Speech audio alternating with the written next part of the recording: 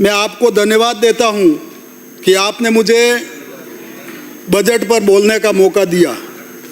और मैं धन्यवाद देता हूं मेरी सागवाड़ा की जनता की, जिन्होंने मुझे सागवाड़ा एवं वागड़ की बात रखने इस मंदिर में भेजा है। मैं बजट पर बात करने से पूर्व माननीय मुख्यमंत्री महोदय एवं उप मुख्यमंत्री दिया कुमारी जी के लिए इन पंक्तियों से कहना चाहता हूं। हमारा लक्ष्य एक कदम विकास की ओर, अंधेरी ठहराव से प्रकाश की ओर। हमें बुजुर्गों की उम्मीदों पर खरा उतरना है। आओ मिलकर चले विकास की ओर। मंजिलों की तलाश में ना उम्मीद ना हो, ना उम्मीद से बेहतर चलो विश्वास की ओर। बेबसी की जिंदगी जीने से बेहतर है, आओ मिलकर चले साहस की ओर। अंधेरी ठहराव से प्रकाश की ओर, आओ मिलकर चले विकास की ओर। माननीय सभापति महोदय, आज जो हमारी सरकार ने बजट प्रस्तुत किया है, उसमें मोदी जी का जो मंत्र है, ज्ञान, गरीब, युवा, अन्नदाता, नारी शक्ति के सशक्तिकरण को ध्यान में रखकर प्रस्तुत किया है। इसके लिए मैं आपको दिल की गहराइयों से साधुवाद देता हूं। साथ ही हमारे इस दूसरे बजट में किसानों के लिए जो हमारी चुनावी घोषणा पत्र में किए गए वादों को अमली जामा पहनाते हुए भजनलाल जी की सरकार ने निरंतर जन कल्याण की भावना को लेकर आगे बढ़ रही है। इसके लिए माननीय मुख्यमंत्री महोदय एवं वित्त मंत्री महोदया दिया कुमारी जी को मैं धन्यवाद ज्ञापित करता हूं। किसानों की सम्मान निधि जो हमारा वादा था, हमने निरंतर बढ़ाते हुए हमारी सरकार ने 6,000 से 9,000 कर दिया, जिससे किसानों को फायदा हुआ है। साथ ही बैलों से खेती करने वाले किसानों को 30,000 का अनुदान मिलेगा, जिससे प्राकृतिक खेती को बढ़ावा मिलेगा। साथ ही जंगली पशुओं को फसल खराबा करने वाले को तारबंदी की सीमा भी बढ़ाई है।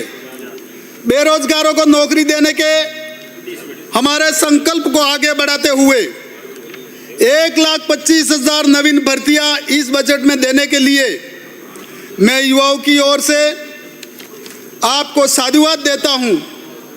साथ ही निजी क्षेत्र में भी 1,50,000 युवाओं को रोजगार देने का निर्णय लिया है, जिससे युवाओं में बेरोजगारी दूर होगी। साथ ही हमारी सरकार ने बुजुर्गों की पेंशन 1150 से बढ़ाकर 1250 की है, जिससे राजस्थान के बूढ़े बाप बाप के लिए एक श्रवण कुमार के रूप में, पुत्र के अवतार के रूप में आपने आकर संबल प्रदान किया है, जिसके लिए हजारों माँ बाप का आशीर्वाद आपके साथ है। माननीय मुख्यमंत्री जी, आपके लिए 2 पंक्तियां कहना चाहूँगा। बंद किस्मत के लिए कोई ताली नहीं होती, सूखी उम्मीदों की कोई डाली नहीं होती। जो झुक जाए माँ बाप के चरणों में, ऐसा कोई बेटा भजनलाल जी होगा, ऐसा कोई बेटा भजनलाल ही होगा। माननीय सभापति महोदय, माननीय मुख्यमंत्री जी एवं वित्त मंत्री दिया कुमारी जी ने जो बजट वागड़ के मेरे सागवाड़ा के लिए आपने जो सौगात दी है, इसके लिए मैं आपको हृदय की गहराइयों से अभिवादन करता हूं। आपने सागवाड़ा में विद्युत की समस्या के समाधान के लिए 2 नए GSS दीवड़ा छोटा एवं सागवाड़ा के लिए सागवाड़ा की जनता बहुत ही खुश है। आपने चिकित्सा के क्षेत्र में विस्तार के लिए सागवाड़ा में डेचा एवं कराड़ा घाव को प्राथमिक स्वास्थ्य केंद्र दिए हैं, जिससे मेरे विधानसभा सागवाड़ा की जनता का चिकित्सा की सुविधाएं मिलेगी एवं घावों की जनता में भारी उत्साह है।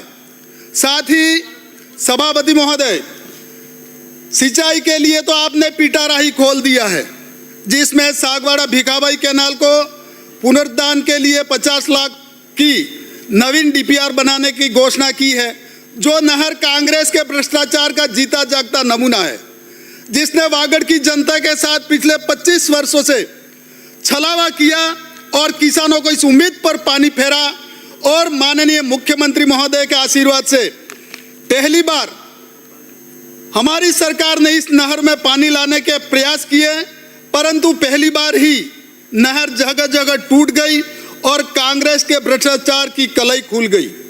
जिन्होंने इस नहर में पैसा खाने का जरिया समझा और घटिया काम कर भारी भ्रष्टाचार किया, उसे पुनर्जीवित करने अपने हाथों में लिया है। सोम कमलांबा का चेक द रेन अधिशेष पानी को लोडेश्वर डैम तक लाने, नवीन डीपीआर बनाने 50 लाख की इस बजट में घोषणा की है। साथ ही खड़गदा रिवर फ्रंट, गौरेश्वर महादेव, नीलकंठ महादेव के सौंदर्यीकरण हेतु नवीन डीपीआर बनाने 50 लाख की घोषणा की है, जिससे सभी धर्म प्रेमी जनता का आशीर्वाद आपको मिलता रहेगा। विधानसभा के काटल क्षेत्र में जो सदियों से कांग्रेस का गढ़ रहा है, जहां पर हमेशा 100% कांग्रेस के पक्ष में मतदान करने वाली जनता को पिछले 70 साल से कांग्रेस ने ठगा और विकास नहीं किया, उस क्षेत्र में जनता के लिए 150 करोड़ की लागत से बुआसा एवं वगैरह माही बेसन पर बने एनीकट से सोलर जनित सूक्ष्म सिंचाई परियोजना से 20 गांवों को 1500 हेक्टेयर भूमि में सिंचाई करने जारी किए हैं, जिससे इस क्षेत्र की जनता एवं किसानों को फायदा होगा। हमारी सरकार ने हमेशा जनहित को प्राथमिकता दी है एवं जिस जनता को कांग्रेस ने बरसों तक ठगा, उसके लिए आपने पिटारा खोल दिया है।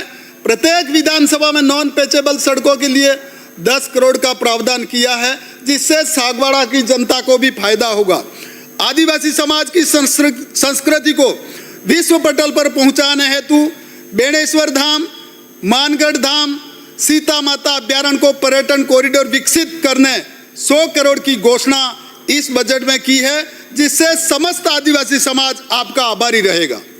जिस योजना को कांग्रेस सरकार ने पूर्व में बंद कर दी थी, उस योजना को आपने अटल गौरव पथ शुरू कर ग्राम विकास को प्राथमिकता दी है। सड़क के विकास एवं समुचित विकास को ध्यान में रखकर यह बजट प्रस्तुत किया है, जिससे कांग्रेस एवं उनके सहयोगी दलों के पेट में मरोड़ उत्पन्न हो गई है। वो इस बजट को देखकर यह असमंजस में है कि तारीफ करे या आलोचना करे, तो कैसे करे, क्योंकि जिनको हम पर्ची की सरकार कहकर उपहास करते थे, वो सिकंदर निकला। उसने राजस्थान को $350 मिलियन अर्थव्यवस्था बनाने के संकल्प के साथ आगे बढ़ा दिया गया है। कांग्रेस के कुप्रबंधन से आगे बढ़ते हुए अब राजस्थान आगे बढ़ रहा है, जो अपनी सरकार बचाने के लिए कई दिनों तक होटलों के बंद कमरों में बंद विधायकों के खरीद फरोख्त में रहते, उसे यह विकास हजम कैसे होगा। माननीय अध्यक्ष महोदय, आजादी के 75 वर्ष में से 50 वर्ष तक कांग्रेस का शासन रहा और वागड़ में हमेशा से कांग्रेस के विधायक रहे, परंतु कांग्रेस ने हमेशा वागड़ एवं टीएसपी क्षेत्रों की उपेक्षा की एवं हमेशा वागड़ के साथ सौतेला व्यवहार किया। वागड़ में यहाँ के आदिवासी एवं सामान्य वर्गों का हमेशा प्रतिनिधित्व देने से वंचित रखा एवं विकास को प्रभावित किया, परंतु जब जब भारतीय जनता पार्टी की सरकार बनी है, तब तक वागड़ में विकास को गति मिली है। एवं इस मौके पर मैं पूर्व उपराष्ट्रपति स्वर्गीय भैरव सिंह जी एवं वसुंधरा जी राजे सिंधिया जी ने वागड़ के विकास के नए आयाम स्थापित किए और वर्तमान में भजनलाल जी की सरकार ने उसे और गति दी है, जिससे वागड़ के लोगों को अब आशा की किरण जगी है। पूर्ववर्ती कांग्रेस सरकार ने वागड़ को काकरी डुंगरी जैसे जख्म दिए, जिससे आज दिन तक वागड़ का आदिवासी युवा पीड़ित है। उन्हें बरगलाया गया और गलत तरीके से आंदोलन करवाया, जिससे आज वागड़ का आदिवासी युवा कोर्ट कचहरी के चक्कर काट रहा है। उन्हें सही ज्ञान दिया होता तो वह कभी आंदोलन नहीं करता और वागड़ की आम शांति को नजर नहीं लगती। माननीय, मैं आपसे निवेदन करना चाहता हूं कि हमारे यहाँ की जो कुछ मांगे हैं, आज ही इस क्षेत्र में प्रमुख मांगे हैं, जिस ओर मैं आपका ध्यान आकर्षित करना चाहता हूं, जिससे बेमई और खुटवाड़ा में 33 केवी GSS की स्थापना हो। प्राथमिक स्वास्थ्य केंद्र पाड़वाम चित्री को सामुदायिक स्वास्थ्य केंद्र में कर्मोन्नत करना अति आवश्यक है। एवं कई विद्यालय जिनमें छात्रों के अनुपात में बैठने की व्यवस्था नहीं है, वहाँ कक्षों की व्यवस्था करनी है, जिस हेतु मैं निर्माण स्वीकृति की जारी करने की आवश्यकता महसूस करता हूं, ताकि विद्यालय प्रभावित ना हो, बच्चे प्रभावित ना हो। साथ ही कई विद्यालयों में नवीन संकाय खोलने शिक्षा मंत्री महोदय को लिखित में दिया है, जिन्हें प्रदान करा हुआ है। एक सेकंड, राजेंद्र बाबू 1 मिनट के लिए सर। हो गया, समय पूरा हो गया, ज्यादा बुलवा दिया आप।